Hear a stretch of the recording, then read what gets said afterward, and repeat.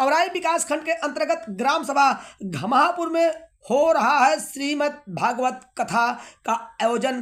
कथावाचक श्री उमानाथ जी महाराज जो अयोध्या से चल के आए हैं।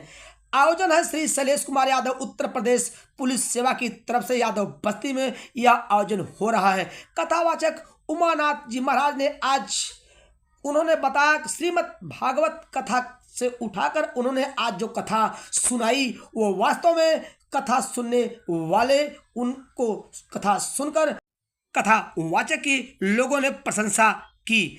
उन्होंने बताया कि महाभारत का युद्ध खत्म हो गया था, युधिष्ठिर ने हस्तिनापुर की राजगद्दी संभाल ली थी, सब कुछ सामान्य हो रहा था। एक दिनों घड़ी भी आई जो कोई पांडव नहीं चाहता था। भगवान श्री कृष्ण द्वारिका लौट रहे थे, सारे पांडव दुखी थे, जिसके अलग होने के भाव से ही वे कांप जाते थे। लेकिन भगवान श्री कृष्ण को तो जाना ही था, कोई भी श्री कृष्ण को जाने नहीं देना चाहता था। भगवान भी एक एक कर अपने सभी स्नेही जनों से मिल रहे थे। सबसे मिलकर उन्हें कुछ न कुछ उपहार देकर श्री कृष्ण ने विदा ली। अंत में वे पांडवों की माता और अपनी बुआ कुंती से मिले। भगवान ने कुंती से कहा कि बुआ, आपने आज तक अपने लिए मुझसे कुछ नहीं मांगा, आज कुछ मांग लीजिए, मैं आपको कुछ देना चाहता हूँ। कुंती की आंखों में आंसू आ गए।